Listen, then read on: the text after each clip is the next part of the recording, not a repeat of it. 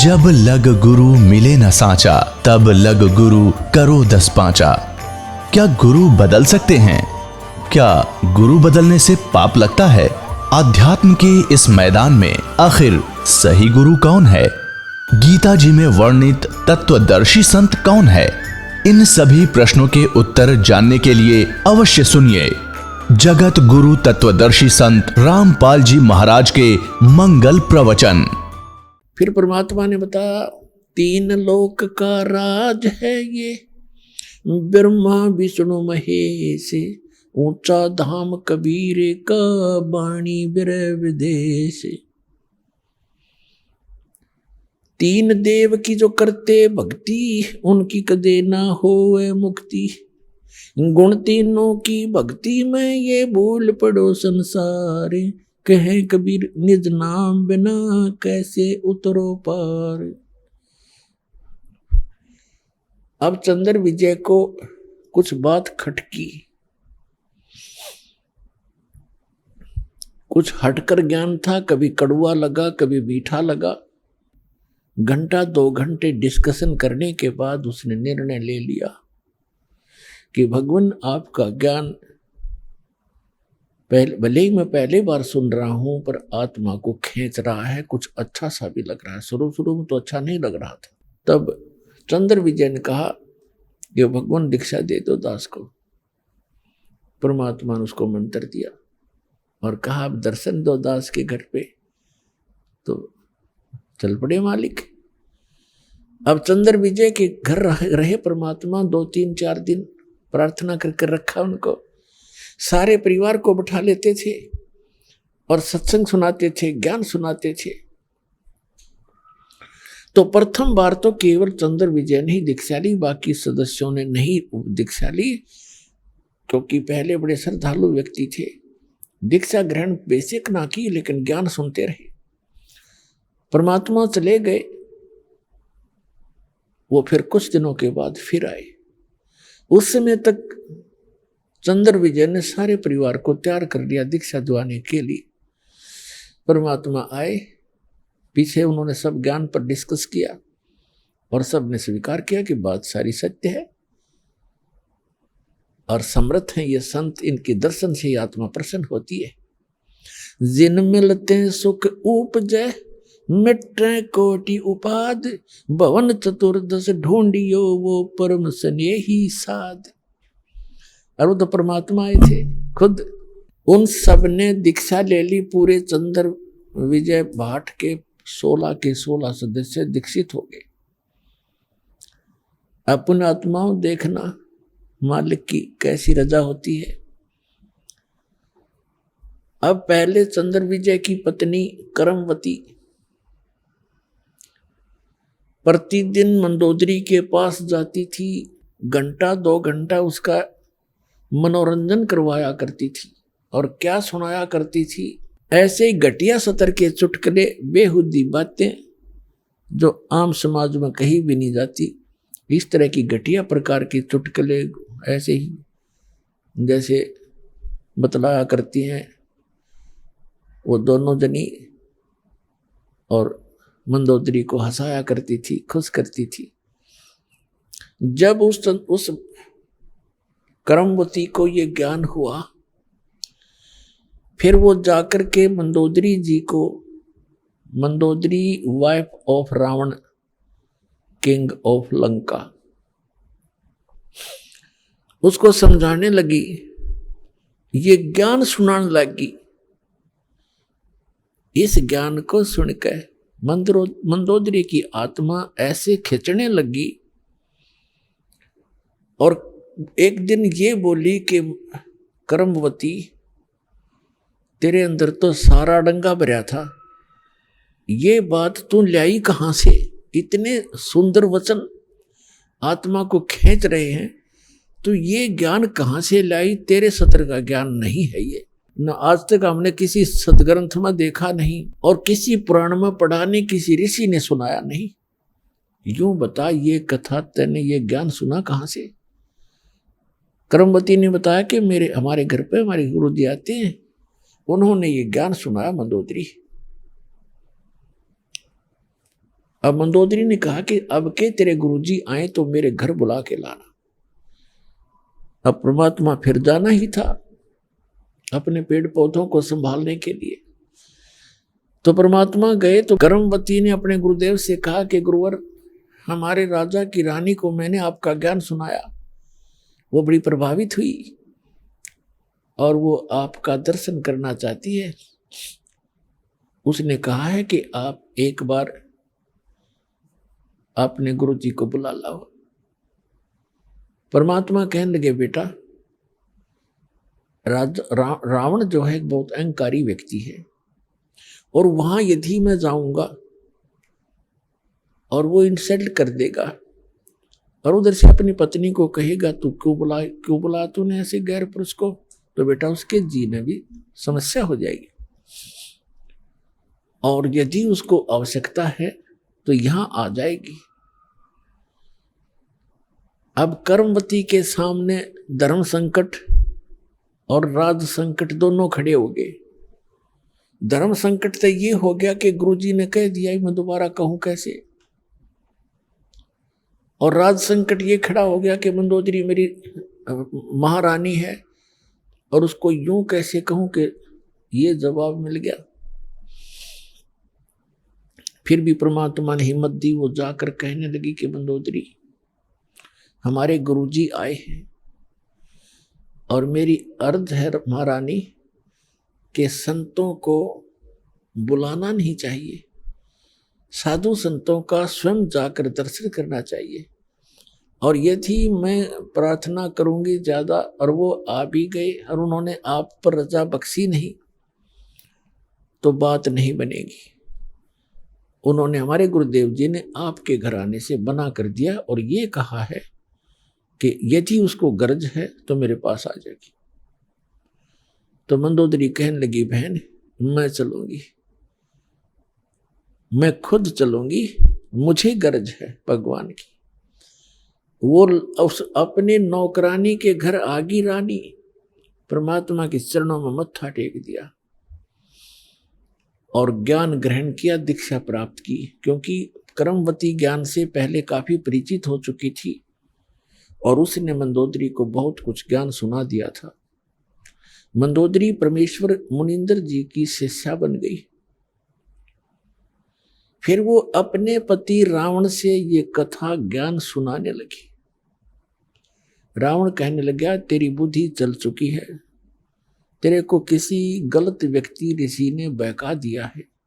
भगवान शंकर से ऊपर कोई शक्ति है, देख मेरे कैसे ठाठ कर रखे, कैसी मेरे को सिद्धियां दे रखी है, सारी सोने की लंका बना ली है। ए मूर्ख औरत, तू अब भी नहीं समझ पाई, किसके चक्कर में फंस गई। मंदोदरी कहने लगी, रावण तू मेरा पति है और मेरा कर्तव्य है तेरे को समझाने का और कहने का, आपका भी फर्ज है मुझे शिक्षा देने का। लेकिन जो ज्ञान मेरे समझ में आया है ये ज्ञान उत्तम है और अपने जो शंकर भगवान है ये समर शक्ति नहीं है। ये केवल वर्क दंड दे सकते हैं जो आपका किया कर्म आपको मिल रहा है अपने तपस्याएं की, क्योंकि वो ज्ञान से परिचित थी, जिस कारण से आपको सिद्धियां भी मिल गई है। लेकिन ये अस्थायी है, एक दिन आपकी भी मृत्यु होगी और शंकर भगवान की भी मृत्यु होगी। रावण कहने लगा, आज के बाद मेरे से जिक्र भी मत कर देना, क्योंकि उसने तो राज चाहिए था, राज उसको प्राप्त था, बस फाइनल उसने ज्ञान इतना था उसको। ऐसे गुरु मिले हुए थे। एक दिन उसने अपने देवर विभीषण के सामने ये जिक्र किया कि है तो ये भी उसका भाई, लेकिन मेरा कर्तव्य है समझाने का, मानो चाहे मत मानो। तो विभीषण को जब ये ज्ञान सुनाया तो कहने लगा, मंदोदरी आप ये ज्ञान कहां से लाए, और यदि मेरे भाई ने सुन लिया तो तेरे को ज्यादा पिटाई कर देगा तेरी। मंदोदरी कहने लगी, मैंने तेरे भाई से बता दिया, सारा कुछ सुनाने की चेष्टा की पर वो मान्या कती नहीं। पिटाई तो नहीं की, लेकिन वचन ऐसे कह दिए कि आगे से मेरे का सामने जिक्र भी नहीं करेगी। तो विभीषण कहने लगा कि आपको कहाँ से ज्ञान प्राप्त हुआ कि मैंने गुरु बना लिए। और एक महापुरुष आते हैं चंद्र विजय भाट के घर पे, मैं वहां दीक्षा लेकर आई हूं। विभीषण कहने लगा इतना उत्तम ज्ञान और आपने मुझे पीछे क्यों छोड़ दिया, मुझे भी दीक्षा दिला दो। तो विभीषण ने भी परमेश्वर मुनिंदर जी से दीक्षा ग्रहण की। अपने आत्माओं को समय के उपरांत श्री रामचंद्र जी वनवास काट रहे थे और साथ में उनकी पत्नी धर्मपत्नी सीता जी और उनके छोटे भाई विभीषण भी साथ थे। तो रावण ने सीता का अपहरण कर लिया, अपने नौलखे बाग में उसको बंदी बना दिया, कैद कर लिया और उसको तरह तरह की यातनाएं दी और अपनी पत्नी बनाने की भी कुचेष्टा की, लेकिन वो सती परमात्मा की शक्ति कुछ उसके साथ थी। रावण सफल नहीं हुआ। रावण को कुछ ऐसा श्राप लगा हुआ था जिस कारण से उसका धर्म पतिव्रता का बचा रहा। फिर भी उसकी कुचेष्टा जारी रही। मंदोदरी को भी पता था इस बात का। मंदोदरी भी समझाया करती थी कि आप ऐसी गलती मत करो। महापुरुष का परमात्मा ने कबीर परमेश्वर से मंदोदरी ने प्रार्थना की कि हे गुरुवर, मेरे पति किसी औरत को उठा लाए और पता नहीं वो कौन है, वो बहुत ही सुंदर है और मेरे पति की नीयत खराब है और पुण्यात्मा एक औरत कभी पसंद नहीं करती उसका पति कोई गलती करे।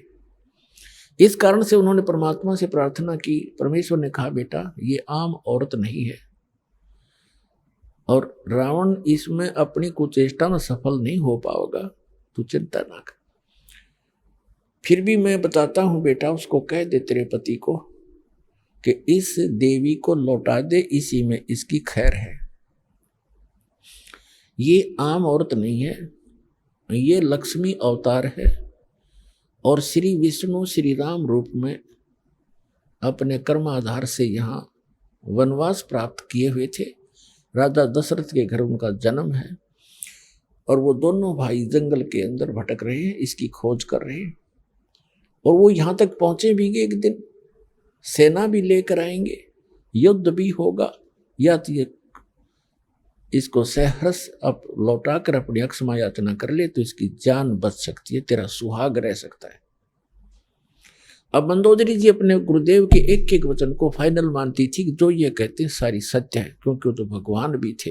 रावण को जाके मंदोदरी ने कहा कि आप इस देवी को लौटा दो, ये आम औरत नहीं है, ये इस भगवान विष्णु की पत्नी समझो, लक्ष्मी जी आई हुई है और श्री विष्णु जी ही श्री रामचंद्र रूप में जो इनके पति हैं वो जंगल में घूम रहे हैं, इसकी खोज कर रहे हैं। आप इसको लौटा दो और अक्षमा याचना कर लो। रावण ये बात सुनकर ऐसा क्रोधित हो गया, कहने लगा ये मूर्ख औरत, तेरा दिमाग खराब है। एक दो मांसाहारी मस्करे जंगल में फिरते हैं तीर लिए, उनसे मुझे डराती है। मेरे 1 लाख पुत्र हैं, 1.25 लाख मेरे नाती हैं, मेघनाथ और जैसे मेरे पुत्र हैं, कुंभकर्ण जैसे मेरे भाई हैं, तू किससे मुझे डराती है। 1-2 व्यक्ति जंगल में फिर रहे हैं और माफी मांगने की कहती है, क्षमा याचना करने की कहती, तेरी बुद्धि चल गई है, बहुत कुछ खरी खोटी कही। अब मंदोदरी को अपने गुरुदेव की बात पर फाइनल विश्वास था, अटल विश्वास था कि न जो बोला सही है। तब परमात्मा से उन्होंने फिर स्वयं प्रयत्न किया। उधर से सीता जी की खोज करते करते हनुमान जी ने वो सुराग लगा ही लिया था कि रावण के बाग में, नौलखा बाग में वो बैठी है, कैद है। फिर वो तैयारी हो रही थी उधर से सेना की। रावण के पास भी संदेश से आ चुके थे कि आप ये लौटा दो। जैसे अंगद जैसे दूत बनकर भी आ लिए थे और इसने अपनी सारा कुछ कर लिया था। अंगद का पैर भी नहीं हिला था उससे, उसके महाबलियों से, फिर भी बुद्धि काम ना करे थी, क्योंकि रावण इतना तगड़ा बताया है सूक्ष्म वेद में परमात्मा ने कि एक समय में 100 मटके तो दारू के पिया करता, शराब के, और 100 जोटियां का मांस खाया करता। वो तरह का जो और ब्राह्मण था, एक भैंसे का मांस खाने लगे जैसे खाते होंगे जितने, मेरे ख्याल में 100 आदमी नहीं खा सकते वर्तमान के। और उस समय 100 मटके दारू के, एक मटका भी बड़े होंगे उनके उस समय के थे, अभी 15-20 लीटर का तो एक घड़ा होता ही होता है। 100 मटके दारू के एक बार पिया करता, और 100 जोटियां का मांस, भैंसों का मांस खाता था। इतना तगड़ा बलशाली। सतयुग में 100 फुट की हाइट होती थी मानव की, मनुष्य की, और त्रेता में 80-70 फुट की हाइट होती थी। ये सैड का बिचला सिरा 45 फुट है, हिसाब लगा लो कितना ऊंचा दिखा आपने। इसे 25 फुट और ऊपर जाइए, इतने लंबे, और फिर चौड़ाई से पैरेलल होगी इसकी। तो बुद्धि भ्रष्टता खा पी कर, दारू शराब पी कर, खा कर मांस, राक्षस जैसी बुद्धि होगी। और सच्चाई पर विचार करना बंद कर दिया। तो उसकी पत्नी ने देखा, परमात्मा ने बताया है कि तेरा सुहाग उजड़ेगा या तो इसे न मना ले। तब एक दिन मंदोदरी ने भगवान से कहा, गुरुदेव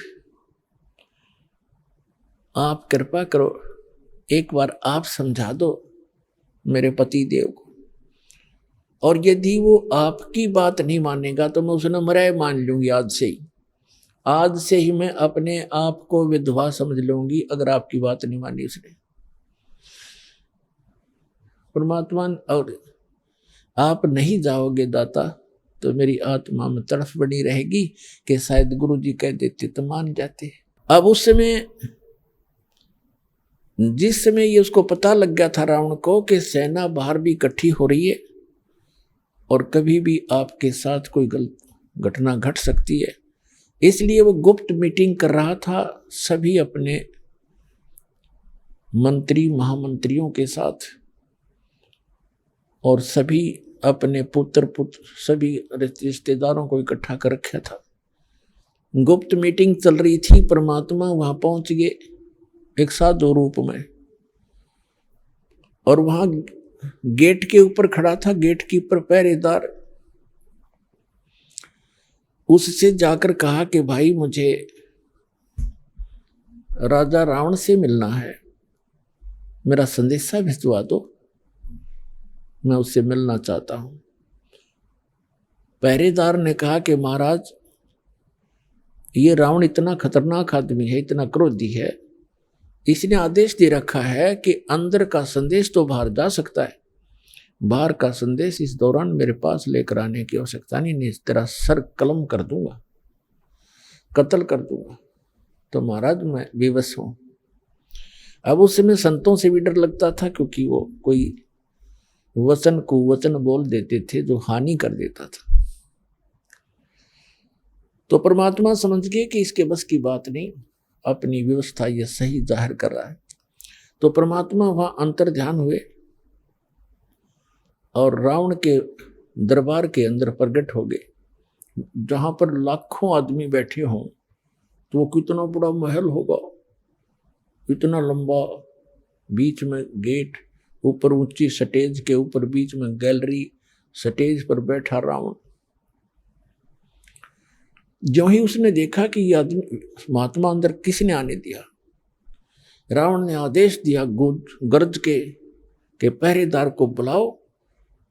उसने कैसे इसको अंदर आने दिया, आज हम गुप्त मीटिंग कर रहे हैं।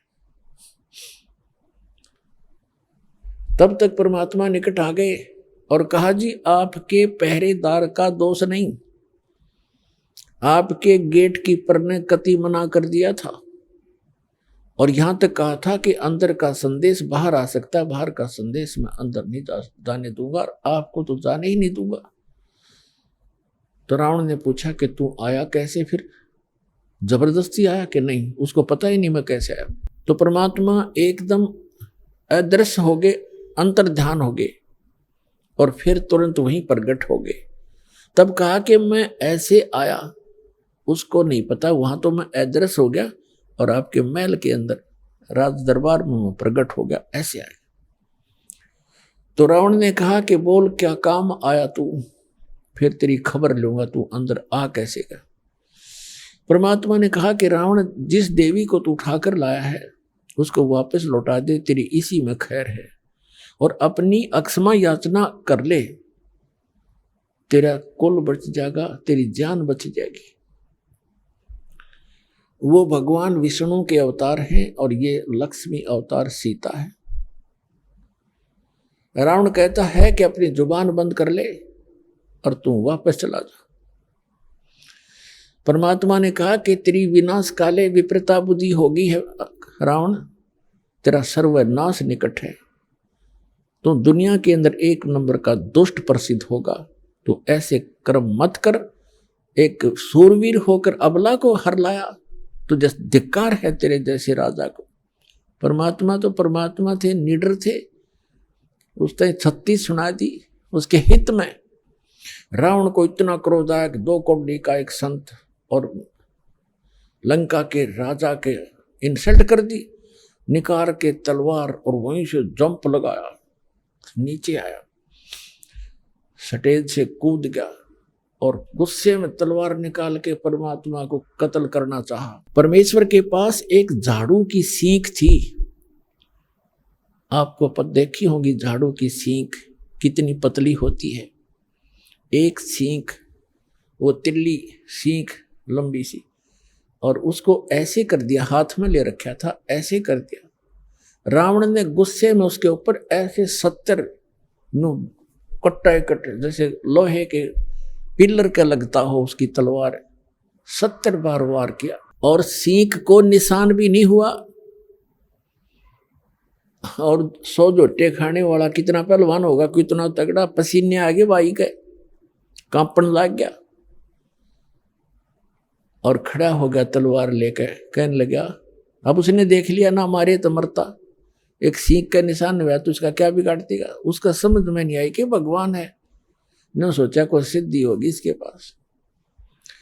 जाके ऊपर बैठ गया स्टेज पर मुंह लटका के और कहने लगा कि तेने जाना हो तो जा, ना तेरी बात मैं मानो नहीं। परमात्मा बोले फिर मैं यहाँ के गड्ढूंगा तेरे पास, तेरे जैसे नालायक के पास, पर मेरे फिर आखिरी वचन सुन ले, तेरा नाश निकट है, तेरी बुद्धि भ्रष्ट हो चुकी है। तो ब्राह्मण हो कैसे जुल्म करता है।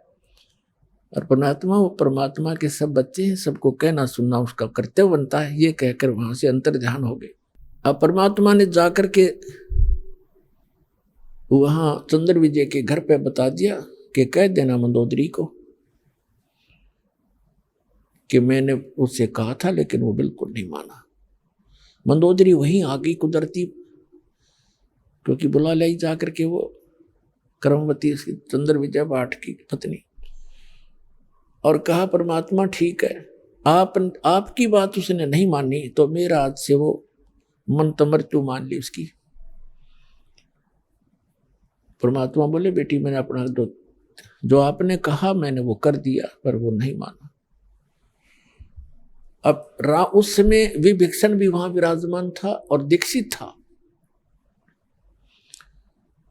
उसने घर आकर बताया कि अपनी भाभी जी को बताया मंदोदरी को कि मंदोदरी आज तो मेरे भाई ने परमात्मा का कत्ल कर दिया होता, पर परमात्मा ने ऐसी लीला करी कि एक सीख ले रखी थी झाड़ू की और ऐसे कर दी, और उसने 70 बार उसको बहुत जबरदस्त ताकत से 70 वार किए, टस से मस नहीं हुई और मान्या फिर भी नहीं।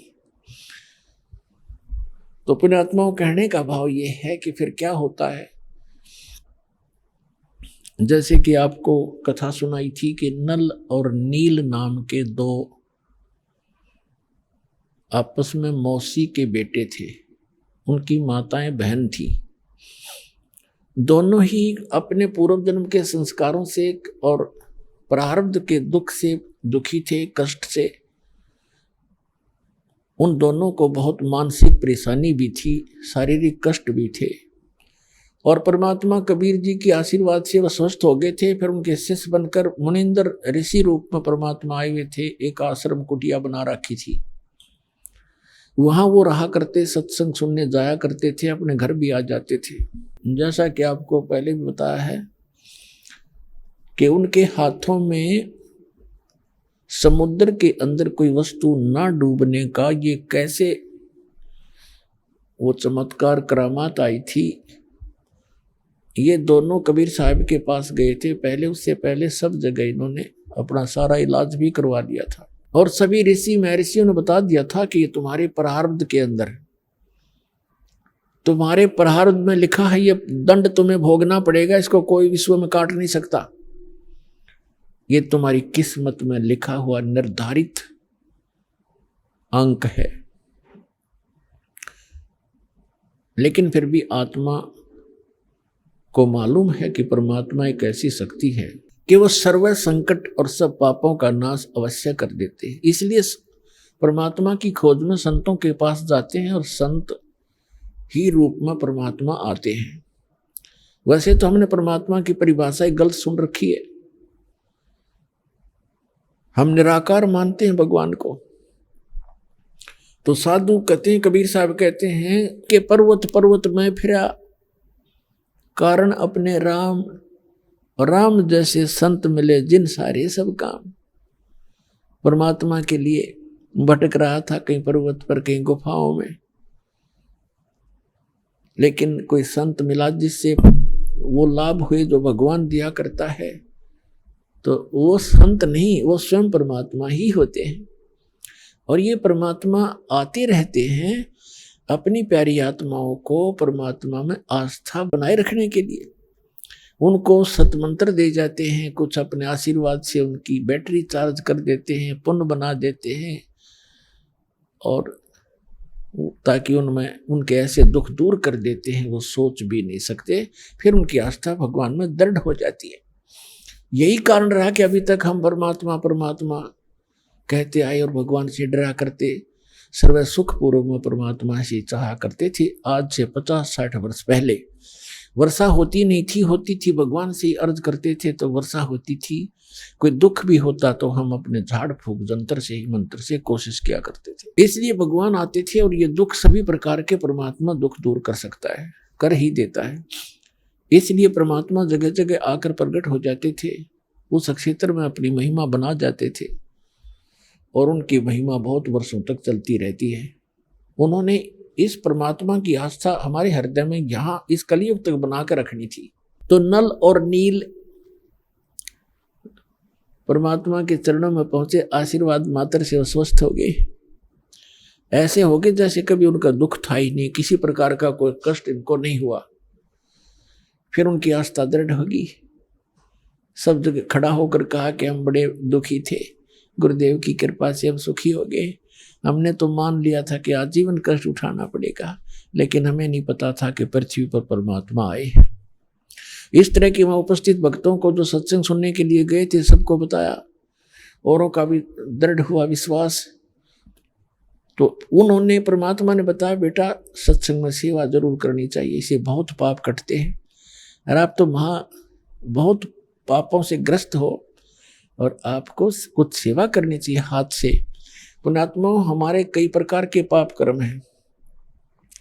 कुछ ऐसे पाप हैं जो परमात्मा गुरुदेव के दर्शन से कटेंगे, कुछ ऐसे पाप हैं जो आशीर्वाद से दूर होंगे, कुछ ऐसे पाप कर्म हैं जो धर्म दान करने से ही आपको राहत मिलेगी, कुछ ऐसे पाप होते हैं जो हाथ से सेवा करने से ही आपको राहत मिलेगी, और कुछ इस प्रकार के आपके पाप कर्म हैं जो परमात्मा की भक्ति मंत्र जो दिए जाते हैं, सतनाम और प्रथम और मंत्र, इनसे ही कटेंगे। तो ये सारा कुछ मिलाकर एक ट्रीटमेंट है आत्मा को स्वस्थ करने का और सतलोक में जाने का और यहाँ भी भौतिक लाभ प्राप्त करने का। तो ये सारा कंप्लीट कोर्स करने से ही आपको पूर्ण लाभ प्राप्ति होगी। तो उन्होंने पक्का दृढ़ निश्चय कर लिया कि जितने भी यहाँ रोगी, बूढ़े, वृद्ध, बहन, भाई, माता, भाई, पिता जो बुजुर्ग आते हैं, उनके बर्तन साफ करते, उनकी, क्योंकि परमात्मा के दरबार में दुखी ही ज्यादा जाते थे। कोई रोगी था, कोई कोढ़ी था, और कोई किसी बीमारी से ग्रस्त था, कोई भूतों का सताया, कोई देवताओं पितरों का सताया हुआ वहां जाते थे। तो वो क्या करते थे, बर्तन ले जाते थे, बेले, थाली, गिलास। उस टाइम कांसी के हार्दे कांसी धातु थी, और कांसी धातु का गिलास होचे, बेला होचे, थाली, वो अवश्य डूब जाता है, पानी पर तैरता ही नहीं। तो उसमें ऐसा साधन था कि पहले बर्तनों को या कपड़े धोने होते तो पानी में भिगोया करते, घंटा 2 घंटा, उनका वो मैल गल जाता, फिर साफ करा करते, रेती कपड़ों को, ऐसे बर्तनों को रेत रात से। तो वो क्या करते थे, गंगा यानी दरिया के किनारे बैठ जाते थे, उन बर्तनों को भिगो के, कपड़े होते कपड़ों को, और 1 घंटा 1.5 घंटा एक वृक्ष के नीचे बैठ के भगवान की चर्चा करते थे। और भी बैठ जाते भक्त, और सत्संग में सुने हुए वचनों पर डिस्कशन किया करते थे कि हमारे साथ ऐसा दुख था, परमात्मा ने आशीर्वाद दिया, हम स्वस्थ हो गए। और भी आपस में चर्चा करते थे, हमें भी ऐसे कष्ट था, यहाँ आते हमें ये राहत मिली, ऐसा ऐसा सुख हुआ, परमात्मा आए हुए हैं, भगवान, ये तो मुनिंदर नहीं भगवान समझो। इस तरह की चर्चा करते करते वो मस्त हो जाते। उधर से कोई उनका किसी का गिलास, किसी का लोटा, किसी की थाली, किसी का बेला बह जाता, उनको ध्यान नहीं रहता, किसी के कपड़ा, किसी का तौलिया, किसी की धोती, वो बह जाती। और वो बेचारे मांझ मूंझ का जो इकट्ठे करके लिया कर रख देते, उठा लो अपने अपने। अब किसी की थाली नहीं, किसी का बेला नहीं, किसी का गिलास नहीं, तो कहते भी हमारा ये नहीं मिला, हमारा ये नहीं मिला। तो कहते जी हम तो जितने ले गए थे उतने ले आए। तो और दूसरे जो भगत जाते थे सेवादार बर्तन साफ करने के लिए, वो बताया करते थे कि ये ध्यान नहीं देते, ये बैठ के गप्पे मारने लग जाते हैं और वो बह जाते हैं, इनको ध्यान नहीं रहता। तो उन्होंने आखिर में ये शिकायत परमात्मा तक पहुंचा दी कि जी आप अपने जो 2 भक्त हैं, ये इनको हमने मना भी कर लिया कि आप सेवा रहने दो, कि सेवा ना करो, हमारे तो गिलास कहाँ से लाए, इतनी दूर जंगल से गाँव में जा करके, हम तो दुखी हो जाते हैं, हमने यहाँ 2-4 दिन रुकना है, सत्संग है। और ये मानते नहीं, रोने लग जाते हैं, कहते हैं आगे ठीक रखेंगे, ध्यान रखेंगे, और परमात्मा जी फिर भी ऐसे ही करते हैं। आप इनसे कहो कि ये हमारी सेवा ना करें, कोई और कर लेगा। उनको ये चिंता होगी कि गुरुजी के पास मेरी कंप्लेंट चलेगी हमारी, और कहीं हमें फिर वो आपत्ति ना आ जाए, गुरुजी रुष्ट हो जाए। चरणों में पड़ गए, बुरी तरह रोने लग गए, कहा भगवान हमारी सेवा ना छीनना, हमारी सेवा ना छीनना दाता, हम बिल्कुल आगे से बिल्कुल ठीक करेंगे, वे बहुत ध्यान रखेंगे। तो भगत कहने लगे जी ऐसे ही कहते हैं, कई बार कह लिया ऐसे ही, अब जाते फिर वैसे ही फिर कर देते हैं। तो परमात्मा ने, वो तो जानी जान थे, कहा बेटा इनको आशीर्वाद दे देता हूँ, इनके हाथ से कोई चीज भी नहीं डूबेगी, लोहे की भी नहीं डूबेगी, पत्थर भी नहीं डूबेंगे, और तुम निश्चिंत रहो, और बेटा करो सेवा। अब नल नील खुश हो गए और सावधानी बरतेंगे। अब उनने पानी का बेला भर के थाली और वो रख दिया दरिया पे, वो न्यू का नो बेला भरा हुआ पानी का, और उसके ऊपर है जल के ऊपर रखा है, वो हाथ ला दे नीचे जाओ ना तो नहीं जाओ। और दूसरे भक्त देखने लगे, रे सचमुच ये तो गुरु जी का आशीर्वाद से इसके ये डूबता ही नहीं। उन्होंने, दूसरों ने भी कोशिश कर ली, पकड़ कर 2-2, 3-3 उस बेले को बाहर खींचने की, वो थाली को पानी की भरी हुई जो तैर रही थी, उनसे हली नहीं। और वो हथलाओं जब बाहर आ जाए, रखे वही सेट हो जाए। तो इस तरह कई बार पत्थर भी उठा कर उसमें रख कर देखे, वो भी तैरने लग गए, रुक गए नो के नो वहीं पर।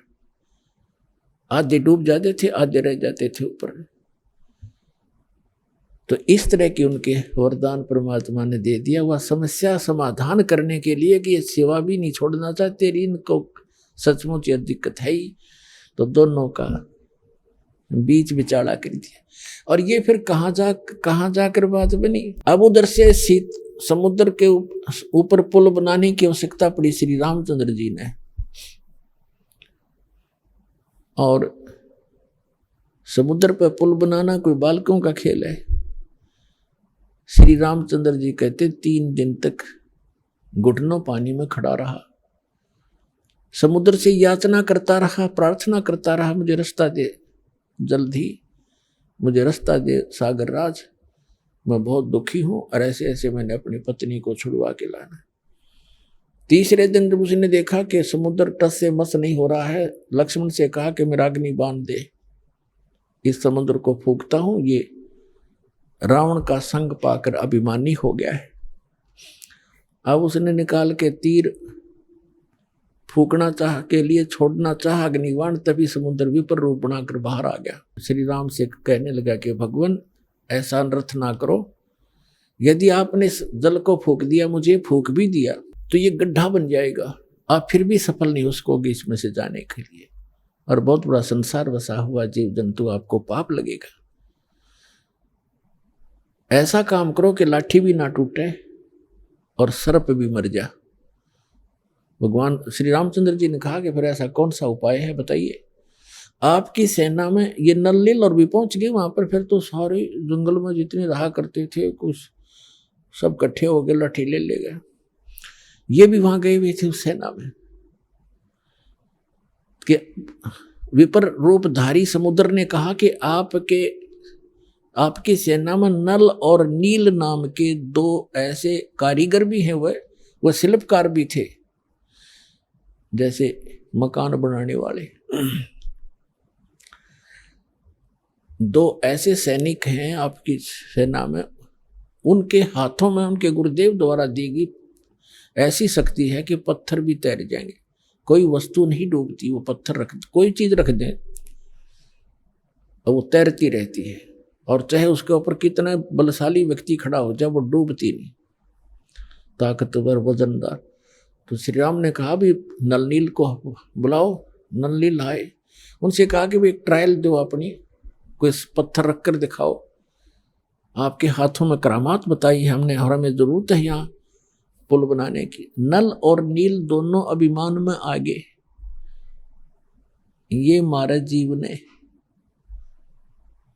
उसने सोचा कि यदि हम अपने गुरु जी को याद करेंगे, मंत्र तंत्र करेंगे, अपना मंगलाचरण, तो श्री रामचंद्र जी ने सोचेंगे ये तो कहीं भगवान की स्तुति करके इन्होंने शक्ति प्राप्त की है। यानी अभिमान आना था, ऐसे काम बिगड़ा करता है, किसी प्रकार भी हो जाए गड़बड़। उन दोनों ने उस दिन तुरंत पत्थर उठाए, अहम था उस दिन। उन्होंने वैसे तो पत्थर उठा कर रखे करते थे, कोई कुछ भी चीज रख देते। उस दिन उनके अंदर एक विशेष दोष था मन में, इसलिए फेल हो गए। पत्थर उठाए रखे, दोनों के डूब गए। अब उनको तो कॉन्फिडेंस था कि अवश्य तैरेंगे, और लाइट आ गए, फिर दूसरे भी डूब गए, फिर लाइट आ गए, वह भी डूब गए। अब श्री रामचंद्र जी कहने लगे, समुद्र की तरफ देख रहे थे, ये सोच, ये कहने, मानो ये कहना चाहते हैं कि आप झूठ बोल रहे थे। उसी से में उस विपर रूपधारी समुद्र ने कहा कि नलनील, तुमने अपना सतगुरु याद नहीं करे, उनको याद करो, तो उनका बात याद आएगी। फिर उन्होंने परमात्मा को याद किया, और वो तो आना ही था, क्योंकि श्री रामचंद्र भी दुखी, रावण का अंत आए लिया था, उसकी टिकट भी कटवानी थी, और वहां आए क्योंकि ब्रह्मा विष्णु महेश भी उसी के तो बच्चे हैं परमात्मा के। सूक्ष्म वेद में कहा कि राम कृष्ण सतगुरु सहजादे और भक्ति हेतु न हुए प्यादे, उस परमात्मा के ही बच्चे हैं, ये भी सहजादे हैं, हमसे अच्छी आत्माएं हैं ब्रह्मा विष्णु महेश। तीनों देवा कमल दल बसे, ये ब्रह्मा विष्णु महेश, और प्रथम इनकी वंदना फिर सुन सतगुरु उपदेश। तो परमात्मा अपने बच्चों के लिए के दुख को देखता है। श्री राम के दुख को देखकर वहां पहुंचना ही था, और नहीं आते, क्योंकि नलनील का अगर से काम बन जाता तो उन्होंने आना ही नहीं था। उन्होंने रजाइयों बख्शी थी, पर हम कर्म ही ने बिगाड़ देते अपनी सारी कहानी को। तब देखा कि सामने परमात्मा आ रहे हैं, एक मुनिंद्र ऋषि आ रहे हैं। कुदरती नजर पड़ी सैनिकों की, उन्होंने कहा कि ये ऋषि जी आ रहे हैं, कौन है? नलनील कहने लगे, ये तो हमारे गुरुदेव आ गए, देखो हमारी पुकार सुन ली। और इतने में परमात्मा निकट आ गए। नल और नील ने चरणों में प्रणाम किया। श्री राम और लक्ष्मण और सभी ने हनुमान तक आके उनके चरणों में नमन किया। तब श्री रामचंद्र जी ने कहा कि रिसीवर, आपके इन बच्चों के हाथों में आज वो शक्ति नहीं रही, मेरा दुर्भाग्य है, और मुझे आवश्यकता है कि समुद्र पर पुल बना के मैं लंका में जाऊं। रावण सीधी बातों से नहीं मान रहा, उससे युद्ध करना पड़ेगा और सीता को छुड़वाऊं। भगवान दया करो मुझ पर। जब आप अपने बच्चों को, अपने शिष्यों को शक्ति दे सकते हो, मेरे पर भी दया करो, कोई वरदान दो, मुझे भी मेरा ये कठिन कार्य सुलभ करो। तो परमात्मा ने कहा कि अब इनके हाथों में यह शक्ति रहेगी भी नहीं, क्योंकि इनके अंदर अभिमान छा गया।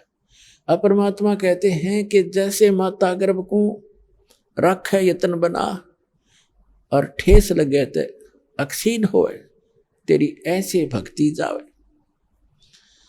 जैसे किसी बहन को, बेटी को गर्भ रहा हो, अब वही जानती है उस गर्भ की कीमत को। रात्रि के समय भी, करवट लेते समय भी ये सोचती है, भगवान कहीं मेरे बच्चे के दाब ना लग जा। रात को भी ऐसे चिंता से उठकर बैठती है, कहीं करवट ना ले ली गई हो। ऊंचे नीचे में पैर रखते समय भी सोचती है, कोई वजन उठाती है तब भी ध्यान रखती है, ताकि मेरा गर्भ रूपी लाल सफल हो और मुझे बच्चा प्राप्त हो। तो परमात्मा कहते हैं, ऐसे आपको जिस दिन से मंत्र प्राप्त हुआ है, उस दिन से आपकी आत्मा के अंदर भक्ति रूपी ये लाल गर्भ प्रारंभ हो गया है। और इसको इतना सतर्क रहना पड़ेगा, आपने इसको ऐसे रखना पड़ेगा जैसे माता गर्भ को रखे यतन बना और ठेस लगे तो अक्षीण होए, तेरी ऐसे भक्ति जावे नसावे। तो उन्होंने भक्ति नाश किया, गुरु जी की से आस्था हटी, अभिमान घर कर गया। अभिमान इस जीव का सबसे बड़ा शत्रु है। अहंकार के अंदर जीव मार खाता है, और जीव क्या कि अहंकार से यहाँ प्रधानमंत्री बना हो, चाहे सारी पृथ्वी का राजा हो, 1 मिनट में अधरंग पैरालिसिस हो जा, बांका मुंह हो जा, हाथ उठे नहीं, माखी मुंह में गब्बड़े और लिकड़े, खा कभी मान इसका मट्टी का। तो हमारे को काल ना अज्ञान से इतना मूर्ख बना दिया कि हम इस मिट्टी का भी मान कर लेते हैं, अपने को सुपीरियर मानने लग जाते हैं। हमारी बुद्धि भ्रष्ट कर रखी इस काल ने। तो श्री रामचंद्र जी ने कहा कि भगवान फिर मेरे ऊपर तो बड़ी आपत्ति आई है, कुछ दया करो, एक पुल बन जाए इस पर, समुद्र के ऊपर। तो परमेश्वर ने कहा क्या वो मेरे साथ साथ। हाथ में एक सोटी ले रखी थी, डोगा जैसे आजकल बूढ़े रखा करें, सोटी वैसे भी रखते हैं, जैसे कोई कुत्ते बिल्ली से बाहर जाते हैं तो रख लेते थे। वो एक सोटी थी, डंडा था, उसके साथ ऐसे लाइन खींच दी रेखा, एक बहुत बड़े पहाड़ के चारों तरफ गए, और कहा कि इस रेखा के अंदर अंदर के पत्थर उठा लीजिए, ये सब हल्के कर दिए हैं, जिससे अपना पुल बनाओ बन जाएगा। अब वो पत्थर उठाए गए, उनकी ट्रायल ली गई, बिल्कुल आसानी से ऊपर तैर जाते हैं। अब नरनील दोनों शिल्पकार भी थे, उन्होंने उनको काट तराश के एक दूसरे में फंसा के भी ऐसे एडजस्ट कर किए उन्होंने। इतना योगदान उनका फिर भी रहा, लेकिन वो परमात्मा कबीर जी की कृपा से मुनिंद्र रूप में आए, भगवान की दया से समुद्र पर वो पुल बनाने में श्री रामचंद्र जी सफल हुए थे। जगत का पेखना पेख्या धनी का, नाम ना लेखा जगत का, पेखना पेख्या धनी का, नाम ना लेखा। उसने ऐसे कर दिया, उसने ऐसे कर दिया, जो करने वाला उसका किसी जिक्र भी नहीं हमारे हम करते। तो पुण्यात्माओं, इस प्रश्नों के उत्तर सुनकर वो भक्त इतना प्रभावित हुआ जी, बात तो आपकी सारी नई नई लगे हैं, पर हृदय में जगह बनाओ है। और कुछ कुछ मुझे आपकी बात में दम लगा। अब पुण्यात्माओं, प्रथम बार ये पुराना पेंट इतना जबरदस्त हो रहा है आपके हृदय में, पुराना अज्ञान। अब पुराना पेंट कहीं हो रहा हो, नए पेंट ने के जल्दी सी टेकने दे। लेकिन दास के पास वो रेगमार है, कति खुर्च दूंगा और ऐसा कर दूंगा कद्दे भी ना उतरे आजीवन। परमात्मा कहते नौ मन सूत उलझिया ऋषि रहे झखमार, और सतगुरु ऐसा सुलझा दे उलझन दूजी बार। इस अध्यात्म मार्ग को परमात्मा कबीर जी की दया से, गुरुदेव जी की रजा से ऐसा सुलझा दिया है, इस कलयुग में नहीं उलझ सकता। को उलझाना चाहोगा तो भी नहीं उलझेगा। ऐसा मक्खन बना के दर दिया, ताक एक मक्खन बना दिया। अपना ये त्रेता युग में परमात्मा की कथा आपको सुनाई। द्वापर युग में परमेश्वर आए और करुणा में नाम से प्रसिद्ध हुए। एक बाल्मीक था, भिक्षु नाम का बाल्मीक, और उसकी पत्नी थी गोदावरी, और वो निसंतान थे। उनको परमात्मा ऐसे ही कमल के फूल पर मिले थे, शिशु रूप धार करके। उनके घर पे प्रवेश होने से वो बाल्मीक कहलाए। अब ये जाति तो हमने हमने बना रखी, भगवान के लिए सब जीव बराबर हैं, एक जैसे। वो तो दृढ़ भक्त अच्छी आत्मा से किसी मजहब जाति धर्म में हो वहीं पहुंच जाते अपने बच्चों के लिए, क्योंकि सारे उसके बच्चे हैं। एक ब्राह्मण था गंगेश्वर, और उसका पुत्र था गणेश, और एक सुदर्शन भक्त था वाल्मीकि जाति में।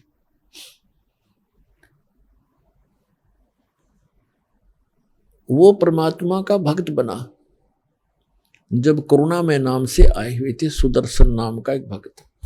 और उधर से वो गणेश नाम का जो ब्राह्मण था, गणेश नाम का ब्राह्मण का लड़का था, वो भी कबीर परमेश्वर का शिष्य हुआ। और द्वापर युग में ब्राह्मण की कीमत अलग बहुत ज्यादा होती थी। तो गंगेश्वर नाम का जो ब्राह्मण था वो इस बात से घना दुखी था, इस बात से घना दुखी था कि मेरा बेटा ब्राह्मण का लड़का एक वाल्मीकि का चेला बन गया, मेरी तो इज्जत का नाश कर दिया इसने। उसने परमात्मा को भी बहुत भला बुरा कहा, अपने पुत्र को भी बहुत प्रताड़ित किया। फिर वो बच्चा मान्या नहीं, वो उनका एक परम भक्त बना। और उधर से जो सुदर्शन नाम का वाल्मीकि जाति में जन्म था जिस बच्चे का, वो भी उसने परमात्मा का ज्ञान समझा और स्वीकार किया। और उसके माता पिता, सुदर्शन के माता पिता बहुत विरोध किया करते थे। वो श्री विष्णु जी के पुजारी थे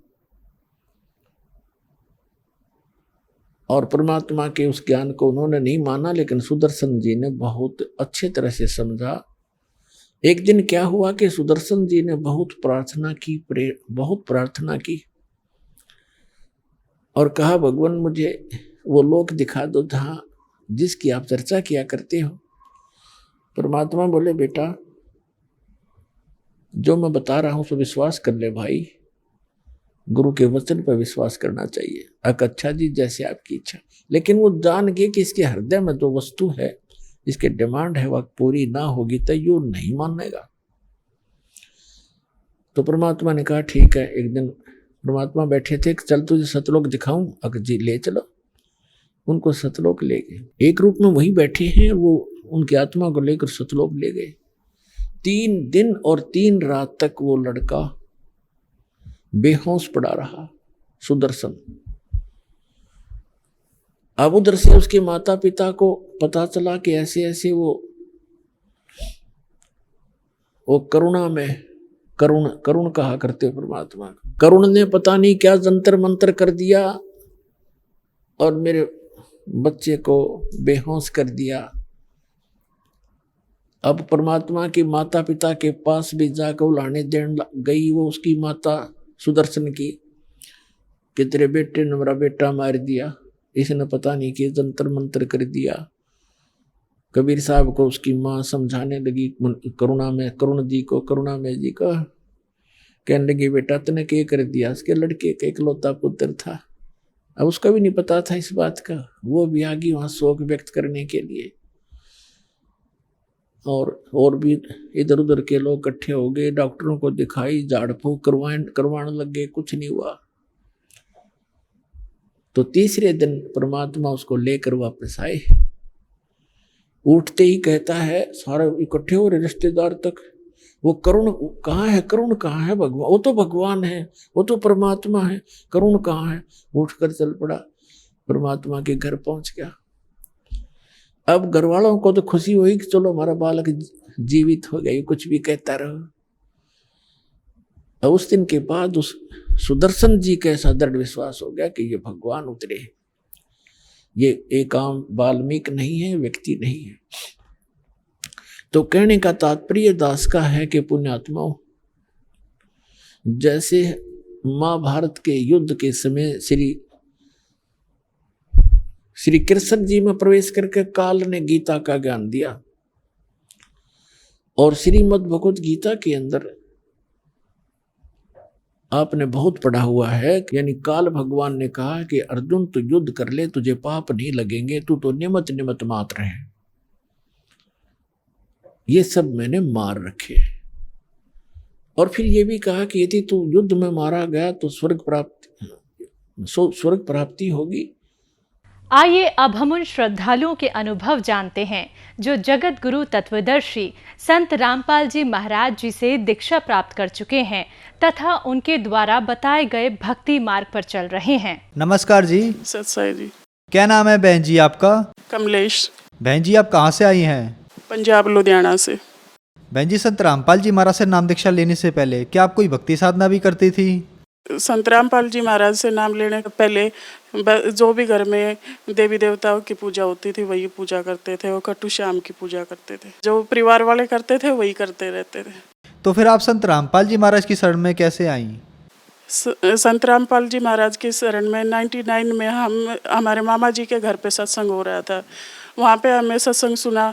परमात्मा ने एकदम सारी सृष्टि की रचना सुनाई, और जैसे कि पहले परमात्मा ने मेरे को दर्शन दे चुके थे। मैं बचपन में बीमार थी, बीमार होने के कारण मैं कहती थी परमात्मा अगर आप धरती पे हो तो मेरे को बचा लो। तब परमात्मा ने, कबीर परमात्मा के दर्शन मेरे को पहले हो चुके थे। फिर उनकी शरण में जैसे ही परमात्मा का स्वरूप देखा और सृष्टि ज्ञान सुना, वही परमात्मा मेरे को मिले। वो जो परमात्मा का स्वरूप मैंने देखा था वही परमात्मा के स्वरूप के साथ में दर्शन हुए थे। दर्शन होते ही मेरे को है ना परमात्मा ने पिछला जन्म दिखा दिया कि भाई आप मेरे भक्ति पिछले जन्म में भी करते आ रहे थे बेटा, मैं आपके लिए दुखी पा रहा हूँ कि मैं मेरे बच्चे ऐसे भटके हुए हैं और ज्ञान मार्ग देने के लिए मैं आया हूँ, आपको श्लोक ले जाने के लिए आया हूँ भक्ति दे के। तो क्या संत रामपाल जी महाराज से नाम दीक्षा लेने के बाद आपको भी कोई लाभ प्राप्त हुए? उसके बाद मेरे को लाभ बहुत ज़्यादा हुए। अब मैं बताने लग जाऊं, सुबह से शाम हो जाए इतने लाभ मिले हुए हैं मेरे को। जैसे कि पहले है मेरे को है ना बच्चा रुकता नहीं था, 2 महीने हुए, 3 महीने अबॉर्शन करवाना पड़ता था। डॉक्टरों ने जवाब दे दिया अभी बच्चादानी में प्रॉब्लम है। नाम लेने से इतने लाभ हुए, मेरे को 2 बच्चे दिए। परमात्मा ने खुद दिखाया, गद्दी के नीचे परमात्मा के ऐसे बच्चे लेटे हुए हैं। परमात्मा कहते हैं बेटा जितने चाहे उतने ले लो, परमात्मा के पास कोई कमी नहीं है। मैं कहती हूँ गुरुजी जो भी आप दोगे वही मैं लूँगी। परमात्मा ने 2 ज्योति दे दी मेरे हाथ में। उसके बाद मेरे को 2 बच्चे हुए और लाभ तो बहुत ज़्यादा हुए हैं परमात्मा ने। जैसे कि पहले हम रेंट के मकान पे रहते थे, मैं कहती परमात्मा के रेंट से तो मैं दुखी पाली हूँ, कोई ना सत्संग सुन सकते, ना नित्य नियम कर सकते, ना आरती। कहते शोर कर रहे हो, चुप करो, इतनी आवाज़ ना करो। परमात्मा कभी मेरे को भी है ना घर चाहिए। परमात्मा ने स्वप्न में आके कहते बेटा अगर आपको घर चाहिए, मैं कहती हाँ परमात्मा आपकी भक्ति में बाधा आ रही है, मेरे को घर चाहिए। तो परमात्मा स्वप्न में आके मेरे को प्लाट नंबर बता के गए और वही प्लाट नंबर हमें लिया। पहले गलियों में घूमते रहते थे, कभी प्लाट नंबर कोई नहीं मिला हमें। और एक बारी हमारे घर में चोर घुस गए थे रात के समय पर, मेरे बच्चे को उठाने के लिए आए थे, तो मैं सो रही थी। परमात्मा कहते बेटा उठ, तेरे घर में चोर घुसे हुए हैं। फिर परमात्मा ने 2 बारी आवाज़ लगाई, तीसरी बारी परमात्मा थोड़े गुस्से से बोले अगर बेटा उठ, तेरे घर में चोर घुसे हुए। मैं उठ के देखा तो मेरी मंजी के नीचे सच में चोर घुसे हुए थे। और बैठ के देखने लगी तो उसकी शर्ट बाई तरफ उड़ रही थी। वो उठने के बाद देखा तो वो भाग के निकल गई। और एक बारी क्या है कि भी इनका परिवार में ही दादी जी है, उनके साथ झगड़ा हुआ है, उन्होंने मोट छुटवा दी हमारे पे। तो मोट छुटवा दी तो हम तो परमात्मा की भक्ति कर रहे थे, आरती का समय था, आरती कर रहे थे, तो वो मोट ऊपर ही घूमे जाए। हमारे भगत जी कहते हैं देखो ये क्या आ रहा है। मैं कहती हूँ परमात्मा की आरती करो, संत रामपाल जी महाराज का नाम सुमरन करो। और हमें ऐसे ही किया। वो मोट आध घंटा हमारे ऊपर से घूमी गई। घूमने के बाद हम देखते तो नीम का पेड़ था, उसमें जाके गिरी। वो गिरने के बाद उस नीम के पेड़ में आग लग गई।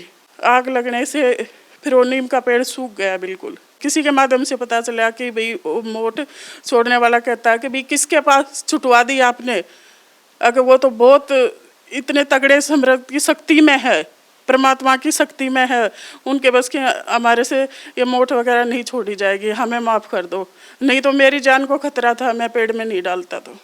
और एक बारी है ना, मैं घर पे जा रही थी, तो घर पे जाने के बाद मैं पर्स टांगे हुई थी, बाइक पे बैठे हुए थे, भैया था, मेरी बेटी थी, तो ऐसे ही सामने से बस आ रही थी और पीछे से ट्रक आ रहा था, बाइक बीच में थी, तो उस लेडीज़ को पर्स छीनने लगी। मेरा पर्स की डस टांगे हुई थी, पर्स जैसे ही छीनने लगी मैं गिर गई।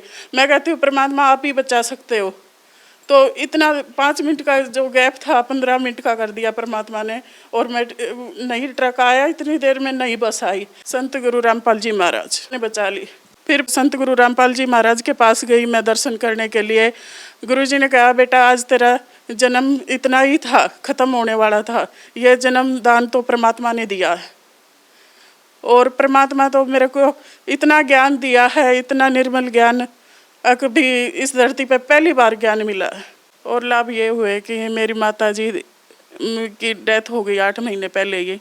फिर वो मेरे सपने में आई। सपने में आने के बाद कहती है बेटी तो अपनी साधना में लगे रहना, और अच्छी परमात्मा आए हुए हैं, इनकी शरण को छोड़ना मत, आप लगे रहना। और ऐसे ही है ना, मेरे ससुर जी थे, उनके भी पेन होता था पैर में, तो पेन होता था, इतना होता था कभी ज़मीन में लेट जाते थे।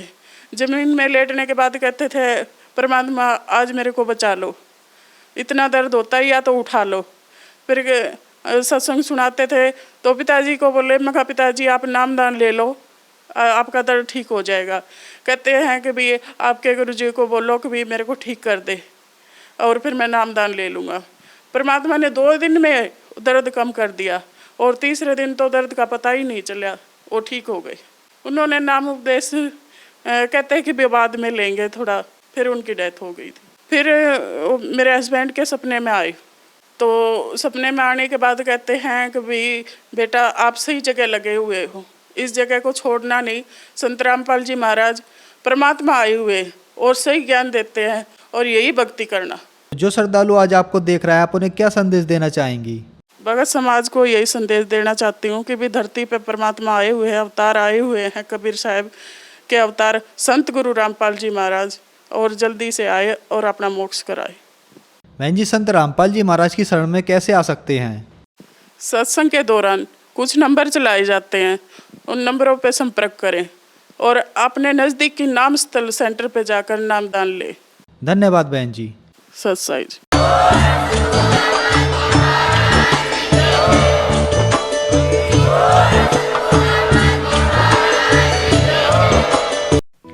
आप सुन रहे थे जगत गुरु तत्वदर्शी संत रामपाल जी महाराज के मंगल प्रवचन। अधिक जानकारी के लिए संपर्क करें